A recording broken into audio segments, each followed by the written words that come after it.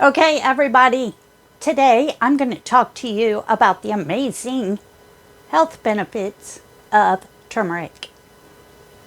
So let's get started. Potential health benefits of turmeric are that it lessens inflammation, improves your memory, fights free radicals in the body, lowers risk of heart disease, reduces depression and anxiety, and could help prevent cancer. You'll have to do your own research on each of these, and there's plenty of information online.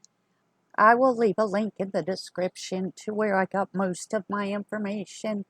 I do want to make you aware that this bright yellow spice will stain, so use glass or ceramic when you're having turmeric. Also, if you eat it with fat or black pepper, you can absorb it better. They say up to 2,000%. In these pictures, you'll see that I have some fatty brisket with garlic and onion, and I've covered it with turmeric.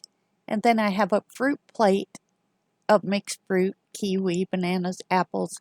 I've covered with turmeric, and then I've also spritzed it afterward with some coconut oil.